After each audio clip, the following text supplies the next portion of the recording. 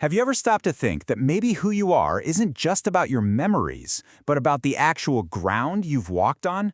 In this explainer, we're going to dig into that really powerful and often invisible link between a person and a place. I mean, really let that sink in for a second.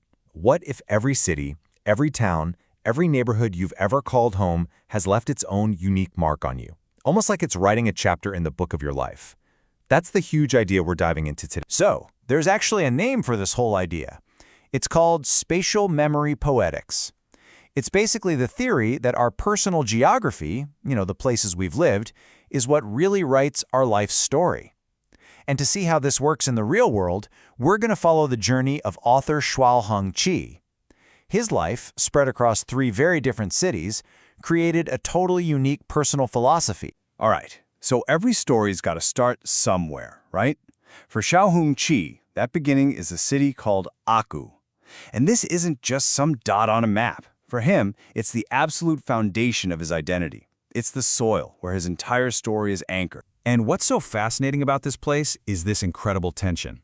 On the one hand, Agou is where his deepest cultural roots are. His family history, it's his anchor to the past. But at the exact same time, it's a city just charging into the future, with these huge ambitions of becoming a southern Silicon Valley. That mix is just wow. The author just nails this feeling, calling his hometown a field where past and future intertwine. It was both his starting point and his launching pad. And from this place, where time itself felt tangled, his journey took him somewhere completely different. So his next chapter opens up in Hualien. Now, if Agou was all about putting down roots out in the world, Hualien was about exploring the world inside. This is the place where his creative spirit really got the space it needed to grow. In Hualien, it was like the landscape itself became his mentor. You had the stillness of the mountains, which gave him the quiet he needed for deep thought. But then you had the constant rushing motion of the ocean, which inspired this free flow of words and ideas. This contrast, stillness and motion, actually became the rhythm of his poetry. So, you see, for him, Hualien wasn't just some address. He actually called it his spiritual habitat, a kind of sanctuary where his mind could just run wild and his poetic voice could finally take shape. It wasn't just about geography. It was a whole state of being. Okay, so from that quiet, reflective space of Hualien, the story shifts gears big time. The journey moves to the massive, bustling city of Taipei.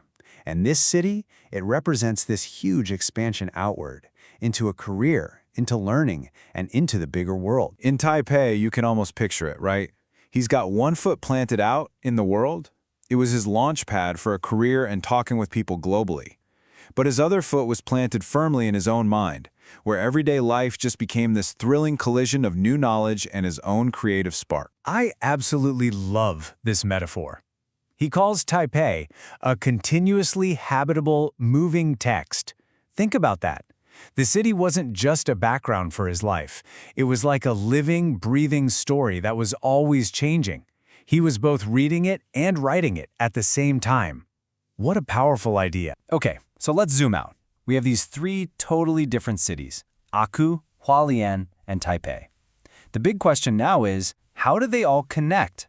How do these 3 separate points on a map come together to form one single, powerful life philosophy? And when you lay it all out, you see this beautiful, logical progression.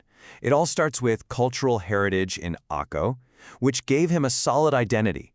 Then that identity was fed and nurtured by natural contemplation in Hualien, which let his creativity blossom.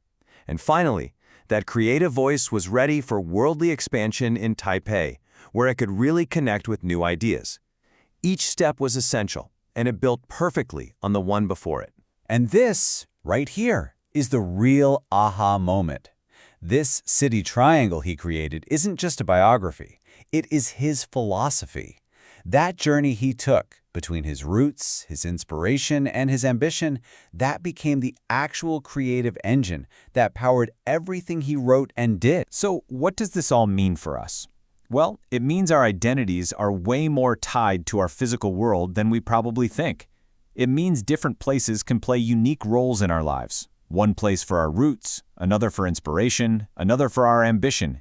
And if you take some time to reflect on your own personal map, you might just uncover the code that drives your whole life's philosophy. The author had his city triangle. So I'll leave you with this to think about. What are the 3 places that define your story? Where did you find your roots, your inspiration, and your ambition?